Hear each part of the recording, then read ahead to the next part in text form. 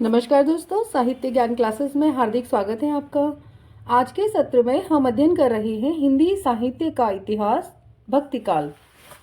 भक्तिकाल में सगुण काव्यधारा, कृष्ण भक्ति शाखा चल रही थी और इनसे हम PYQ प्रश्नों का अध्ययन कर रहे हैं। और ये सभी प्रश्न हैं जो पूर्व परीक्षाओं में आए हुए प्रश्न हैं, आगे आने वाली परीक्षाओं की दृष्टि से महत्वपूर्ण प्रश्न हैं और सभी प्रश्न व्याख्या सहित दिए हुए हैं। तो इन सभी प्रश्नों का हम अध्ययन करेंगे आज के सत्र में। तो चलिए शुरू करते हैं। प्रश्न है, गोकुल सबे गोपाल उपासी जोग अंग साधत जे ऊधो ते सब बसत ईसपुर काशी। में ईसपुर में व्यंजित अर्थ है शिव की नगरी, देवताओं की नगरी, कृष्ण की नगरी, कृष्ण की नगरी। और ये प्रश्न RPSC असिस्टेंट प्रोफेसर 2020 का प्रश्न है और सही उत्तर है इसमें ए, शिव की नगरी। ईसपुर से व्यंजित अर्थ शिव की नगरी है। उपयुक्त काव्य पंक्तियां सूरदास द्वारा लिखित भ्रमर गीत सार से उद्धृत हैं। ये गोपियां कहती हैं कि हे उद्धव, गोकुल के सब लोग कृष्णोपासक हैं, आप तो हम लोगों को अष्टांग योग की शिक्षा दे रहे हैं। अष्टांग योग की साधना करने वाले तो शंकर की नगरी काशी में निवास करते हैं। सूरदास जी द्वारा रचित प्रमुख ग्रंथ हैं सूरसागर, सूर सारावली, साहित्य लहरी।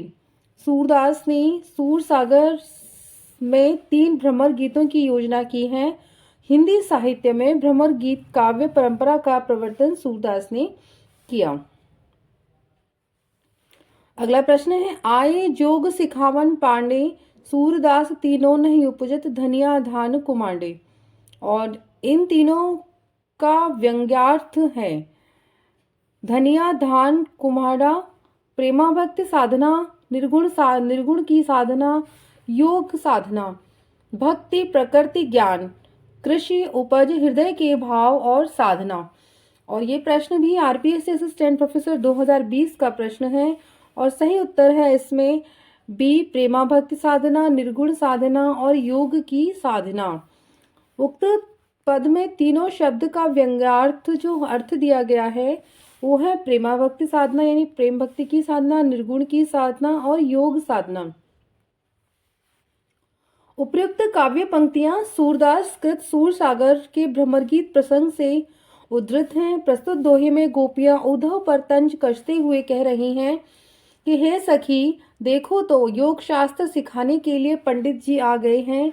गोपियां कहती हैं, उद्धव, तुम अच्छी प्रकार से जानते हो कि धनिया धान और काशी फल इन तीनों की खेती एक स्थान पर होना संभव नहीं है, असंभव है। इसीलिए हमारे लिए श्री कृष्ण को छोड़कर तुम्हारे परम ब्रह्मा को स्वीकार करना असंभव है।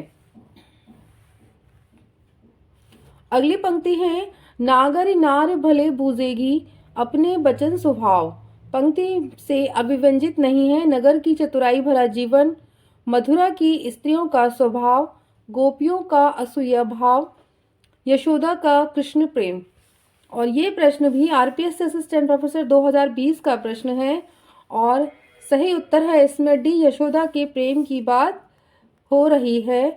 उक्त पंक्ति से यशोदा का कृष्ण प्रेम अभिव्यंजित नहीं है। अन्य विकल्पों का कथन इस पंक्ति से संबंधित है। सूरदास जी रचित 25 ग्रंथ बताए जाते हैं जिनमें कि 3 ही उपलब्ध हैं, सूरसागर, सूर सारावली, साहित्य लहरी। सूरसागर का जो में 4936 पद तथा 12 स्कंद हैं। हिंदी साहित्य में भ्रमर गीत काव्य परंपरा का जो प्रवर्तन है वो सूरदास जी ने किया है। साहित्य लहरी 1550 ईस्वी में लिखी गई। इसमें अलंकार और नायिका भेदों के उदाहरण प्रस्तुत करने वाले 118 दृष्टिकूट पद संग्रहित हैं। अगला प्रश्न है कि इसमें सगुणोपासना का निरूपण बड़े ही मार्मिक ढंग से हृदय की अनुभूति के आधार पर तर्क पद्धति पर नहीं किया है। सूरदास के भ्रमर गीत के संदर्भ में यह कथन किसका है? नंद दुलारी वाजपेयी, हजारी प्रसाद द्विवेदी, आचार्य रामचंद्र शुक्ल, ब्रजेश्वर वर्मा। और ये प्रश्न भी आरपीएस असिस्टेंट प्रोफेसर 2020 का प्रश्न है और सही उत्तर है सी कि आचार्य शुक्ल का यह कथन है। वे कहते हैं कि इसमें सगुणोपासना का निरूपण बड़े ही मार्मिक ढंग से हृदय की अनुभूति के आधार पर तर्क पद्धति पर नहीं किया है। सूरदास के भ्रमर गीत के संदर्भ में उपयुक्त कथन आचार्य रामचंद्र शुक्ल का है।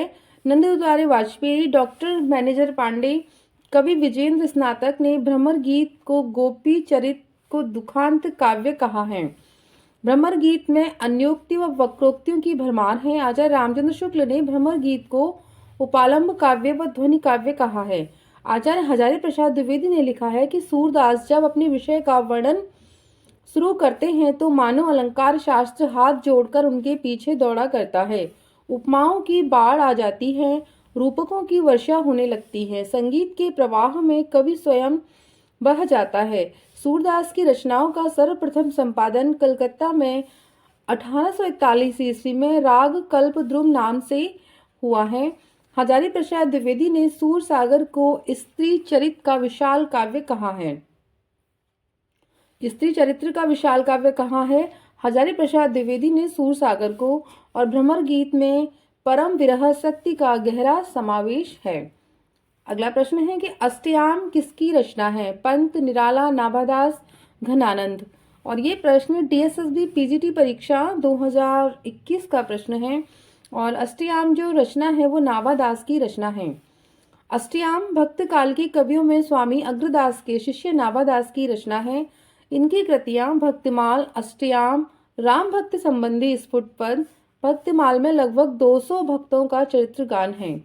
अष्टयाम ब्रजभाषा में गद्य और पद्य दोनों में पृथक पृथक यानी अलग अलग उपलब्ध है।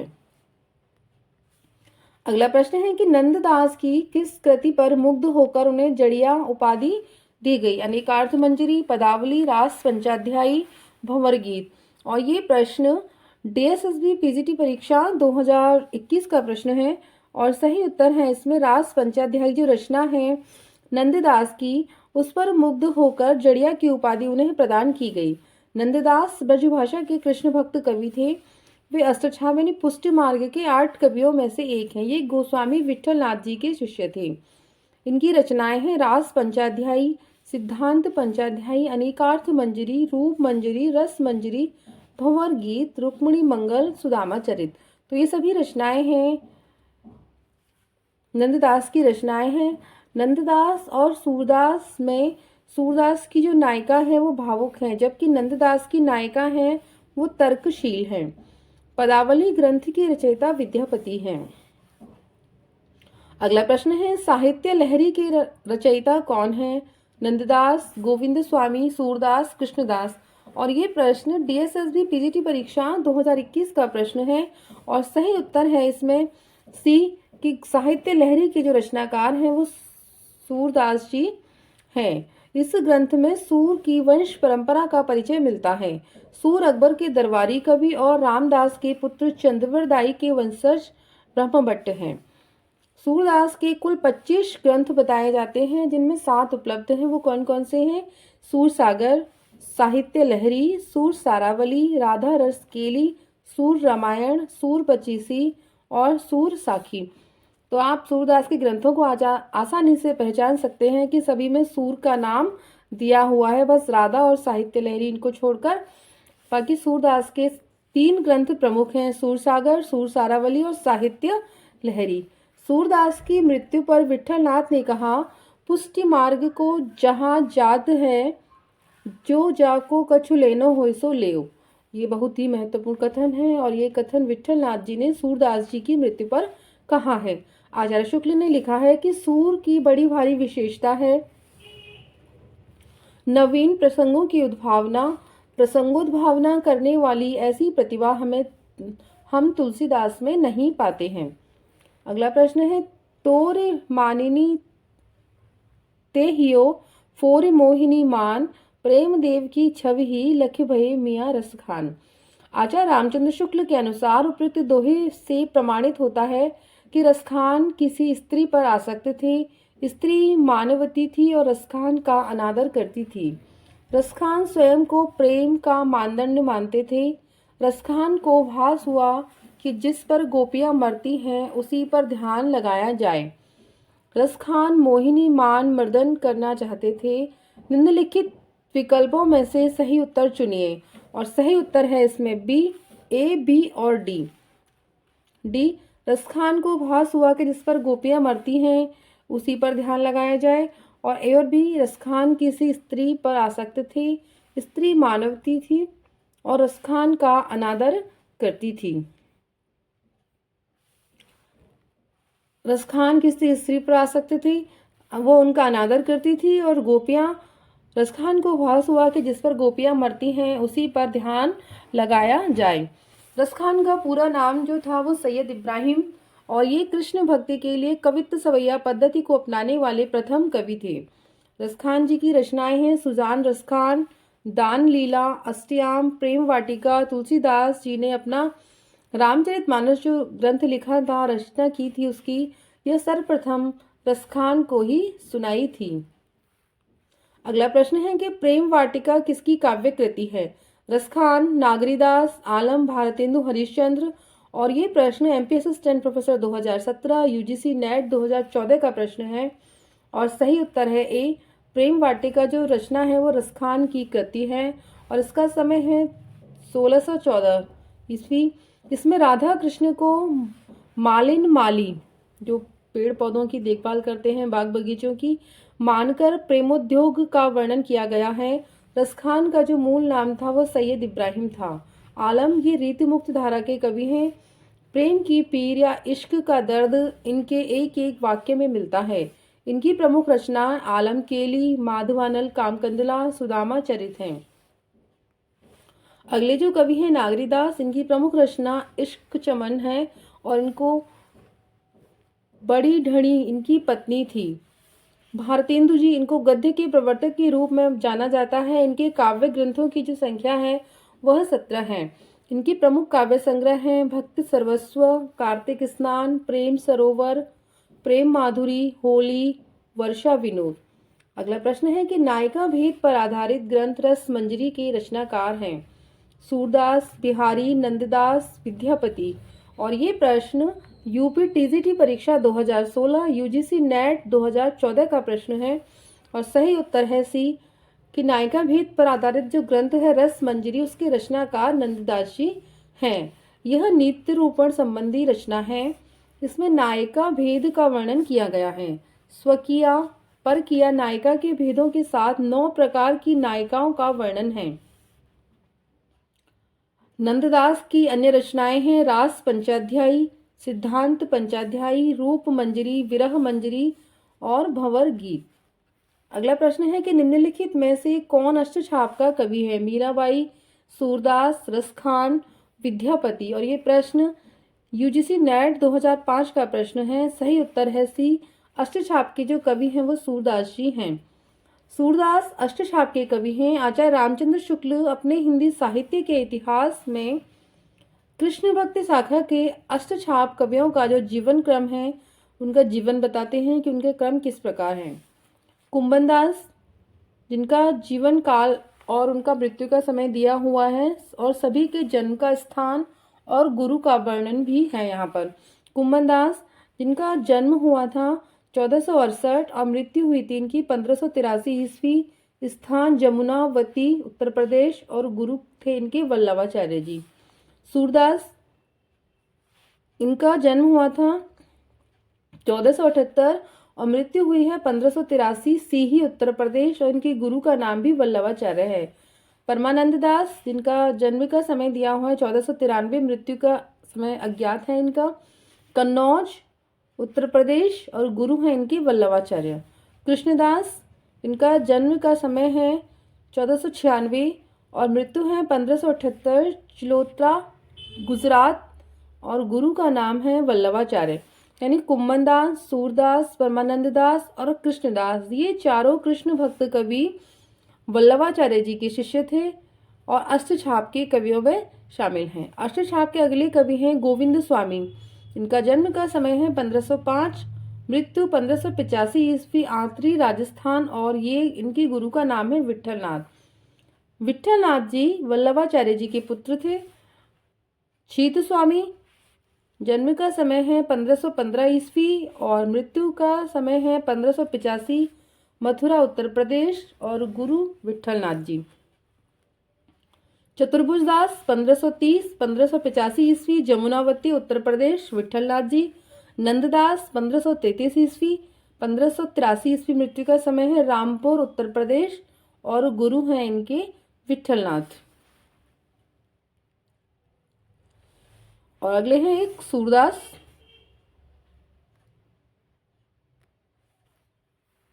अगला प्रश्न है कि निम्नलिखित में से कौन सा कवि कृष्ण भक्ति धारा के कवियों में शामिल नहीं है? नाभादास, हरिदास, नंददास, ध्रुवदास। और ये प्रश्न यूजीसी नेट जून 2019 का प्रश्न है। सही उत्तर है ए, जो नाभादास है वो कृष्ण भक्ति धारा के कवियों के नहीं, वो राम भक्ति धारा के कवि हैं। कृष्ण भक्ति धारा काव्य धारा के कवि नंददास, हरिदास, ध्रुवदास, सूरदास, कुंभन, परमानंद, कृष्णदास, गोविंद स्वामी, छीत स्वामी, चतुर्भुज दास, रसखान, मीराबाई और रहीमदास जी हैं। राम भक्ति काव्य धारा के कवि हैं रामानंद, अग्रदास, तुलसीदास, नाभादास, विष्णुदास, नरहरिदास और ईश्वरदास। तो ये राम भक्ति काव्य धारा के कवि हैं। अगला प्रश्न है, केवल प्रेम लक्षणा भक्ति का आधार ग्रहण करने के कारण कृष्ण भक्ति शाखा में अश्लील विलासिता की प्रवृत्ति जागृत हुई। यह विचार किसका है? जॉर्ज ग्रियर्सन, मिश्र बंधु, आचार्य रामचंद्र शुक्ल, राम कुमार वर्मा। केवल प्रेम लक्षणा भक्ति का आधार ग्रहण करने पर जो कृष्ण भक्ति शाखा में अश्लीलता की प्रवृत्ति जागृत हुई है, जो ये कथन दिया है आचार्य शुक्ल का कथन है। और ये प्रश्न महत्वपूर्ण प्रश्न है। श्री वल्लभाचार्य ने जिस कृष्ण भक्ति को प्रतिष्ठित किया उसका दार्शनिक आधार है। और ये प्रश्न यूपी पीजीटी परीक्षा 2009 का प्रश्न है।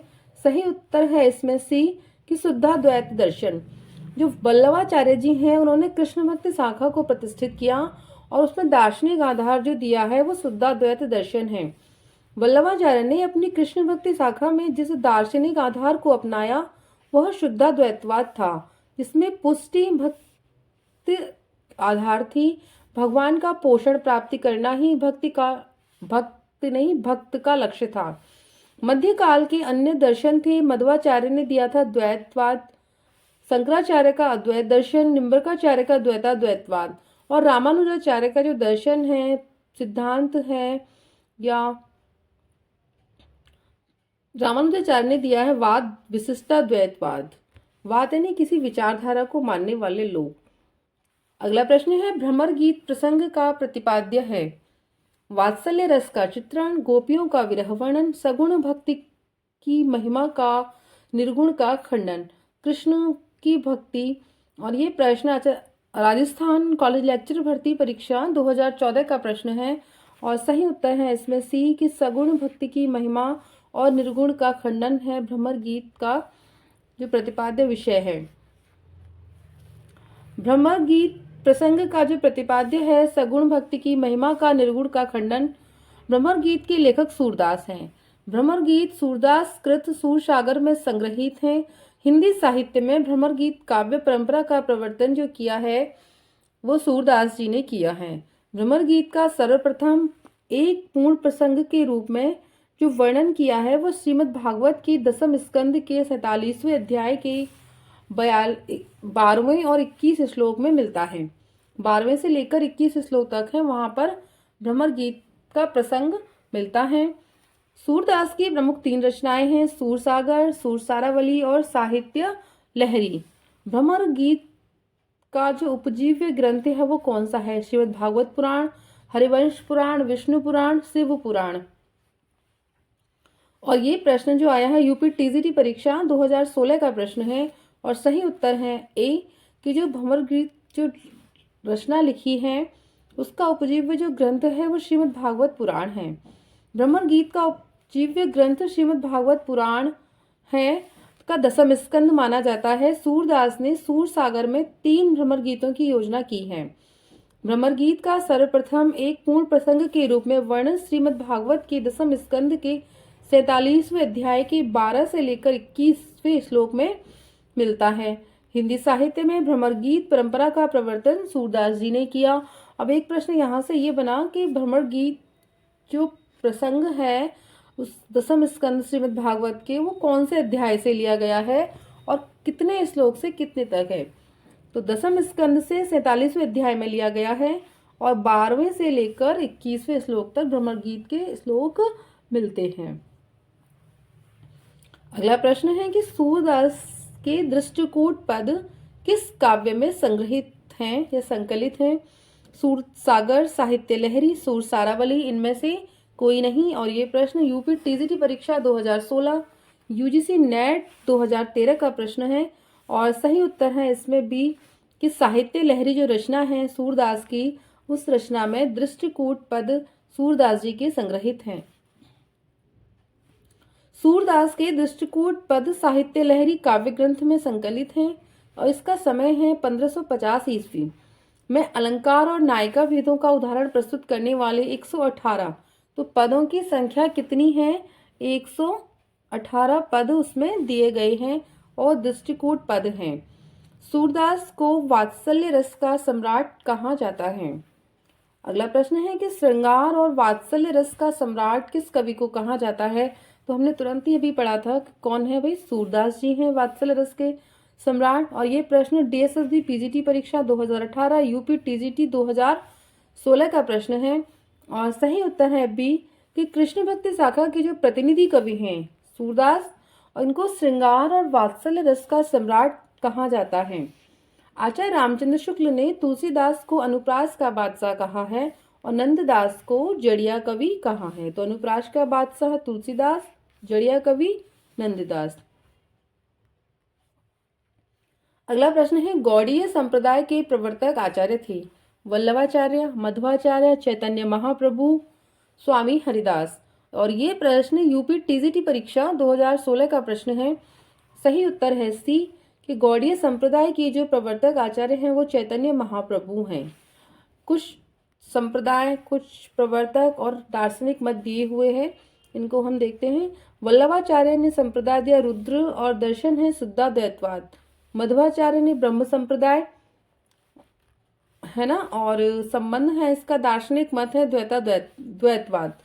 चैतन्य महाप्रभु गौड़ीय संप्रदाय, अचिंत्य भेदाभेदवाद। हरिदास का है सखी संप्रदाय। तो संप्रदाय और इनसे एक दो प्रश्न परीक्षाओं में अवश्य आते हैं।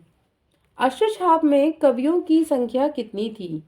महत्वपूर्ण है क्योंकि संख्या भी बहुत जरूरी है और ये प्रश्न यूपी टीजीटी परीक्षा 2016 का प्रश्न है। सही उत्तर है बी कि अष्टछाप में जो कवियों की संख्या थी वो 8 है।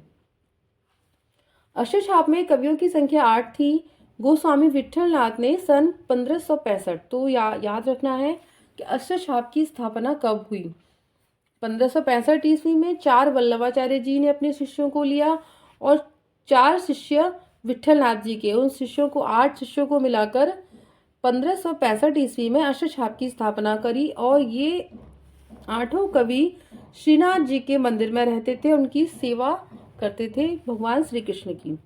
अष्टछाप के कवि कौन है? कुंभनदास, सूरदास, परमानंद, कृष्णदास, गोविंद स्वामी, छीत स्वामी, चतुर्भुजदास, नंददास। और इसमें प्रथम जो 4 शिष्य हैं वो वल्लभाचार्य जी के हैं और अंतिम 4 शिष्य हैं वो विट्ठलनाथ जी के हैं। निम्नलिखित को कालक्रम के अनुसार व्यवस्थित करिए।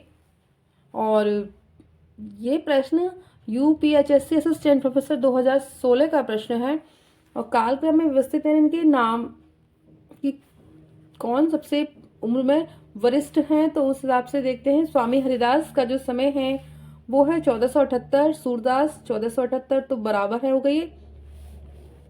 मीराबाई 1516, रसखान 1533, तो ये दोनों का तो समय बराबर है, तो प्रश्न गलत है, किसी और को यहाँ पर रखना चाहिए था। अगला प्रश्न है 252 वैष्णवन की वार्ता की भाषा क्या है? ब्रजभाषा, खड़ी बोली, अवधी, बघेली। और ये प्रश्न यूपीएचएससी असिस्टेंट प्रोफेसर 2016 का प्रश्न है कि 252 की जो रचना है 252 वैष्णवन की वार्ता, इसकी भाषा ब्रजभाषा है। इस वार्ता ग्रंथ के लेखक गोकुलनाथ जी हैं। इस वार्ता ग्रंथ के अतिरिक्त 84 वैष्णवन की वार्ता गोकुलनाथ का ग्रंथ है। इन दोनों ग्रंथों का संबंध वल्लभ संप्रदाय से है। अगला प्रश्न है, मीराबाई से संबंधित कौन सा कथन सही नहीं है? उन्होंने मुक्त भाव से सभी भक्त संप्रदायों का प्रभाव ग्रहण किया। उन्होंने लोक जीवन में रची बसी भाषा का प्रयोग किया। अपने अधिकांश पदों में वे कृष्ण को बंसीधर, नंदनंदन, श्याम सुंदर, गोपाल आदि नामों से याद किया है। उन्होंने उनकी भक्ति माधुर्य भाव की है। और राजस्थान कॉलेज लेक्चर भर्ती परीक्षा 2015 का प्रश्न है ये, और विवादित प्रश्न है। मीराबाई ने जो भक्ति की थी वो सभी भक्त संप्रदायों, निरपेक्ष भक्त थी, उनकी किसी का उन पर कोई प्रभाव नहीं था किसी संप्रदाय पे, तो ये कथन इनका सही है। उन्होंने लोक जीवन में रची बसी भाषा का प्रयोग किया है। अपने अधिकांश पदों में वो कृष्ण को बंसीधर, नंदनंदन, श्याम सुंदर, गोपाल आदि नामों से याद किया। उनकी भक्ति माधुर्य भाव की थी। और मीराबाई की जो भाषा थी वो राजस्थानी मिश्रित ब्रजभाषा है। अगला प्रश्न है, सूर कवित्त सुनि कौन कवि, जो नहीं सिर चालन करें। तुलसी सूरदास के संबंध में यह प्रशस्ति कथन किसका है? ब्रजरत्न दास, परशुराम चतुर्वेदी, विठलनाथ, नाभादास। और ये प्रश्न जीआईसी प्रवक्ता भर्ती परीक्षा 2017 का प्रश्न है, और सही उत्तर है इस रचना में डी कि सूर कवित्त सुर कौन कवि, जो नहीं सिर चालन करे। सूरदास के संबंध में यह प्रशस्ति कथन नाभादास जी का है। नाभादास ने हिंदी भक्तिमाल की परंपरा का सूत्रपात किया है। इनके गुरु का नाम अग्रदास था। नाभादास ने सन 1585 ईस्वी के आसपास ब्रजभाषा में भक्तमाल की रचना की है। भक्तमाल रचना में 200 कवियों का जीवन व्रत और उनकी भक्ति की महिमा सूचक बातों का 316 छप्पयों में उल्लेख किया है। तो भक्तमाल में कितने कवियों का वर्णन है? तो 200 कवियों का वर्णन किया है, तो ये महत्वपूर्ण है। अगला प्रश्न है कि निम्नलिखित में से विठलनाथ के शिष्य हैं कृष्णदास, नंददास, कुम्मनदास, परमानंद दास। और ये प्रश्न जीडीसी प्रवक्ता भर्ती परीक्षा 2017 का प्रश्न है, और सही उत्तर है कि विठलनाथ जी के शिष्य हैं वो नंददास जी हैं। इनके अन्य शिष्य हैं छीत स्वामी, गोविंद स्वामी, चतुर्भुज दास। कृष्णदास, कुम्मनदास, सूरदास, परमानंद दास ये सभी वल्लभाचार्य जी के शिष्य हैं।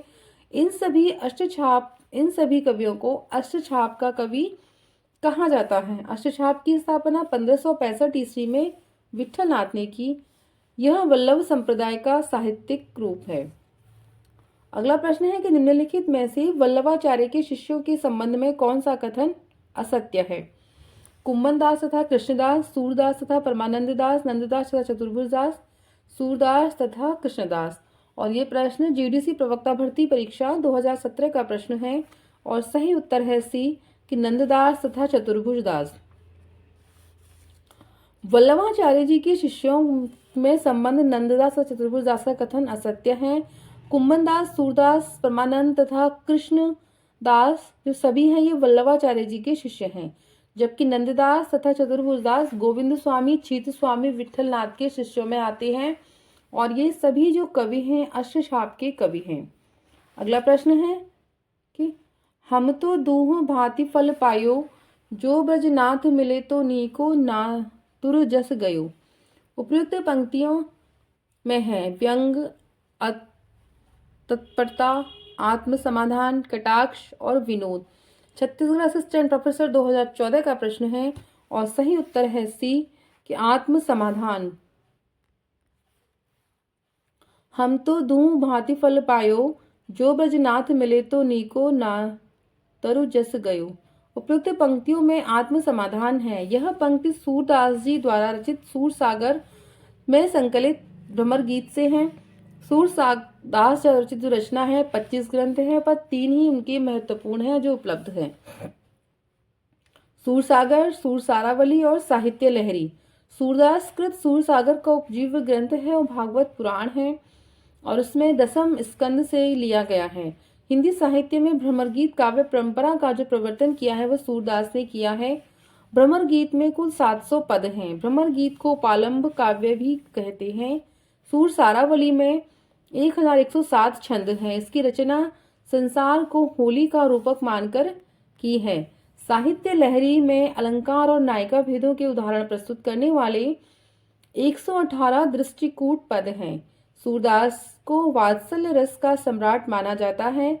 सूरदास की रचनाओं का सर्वप्रथम संपादन कलकत्ता में सन 1841 ईस्वी में राग कल्पद्रुम नाम से हुआ है। तो महत्वपूर्ण है, कब हुआ है उनकी रचनाओं का संपादन? 1841 ईस्वी में राग कल्पद्रुम नाम से हुआ है। अगला प्रश्न है, सूरसागर की रचना का आधार है गर्ग संहिता, महाभारत, विष्णु पुराण, श्रीमद् भागवत और ब्रह्म वैवर्त पुराण।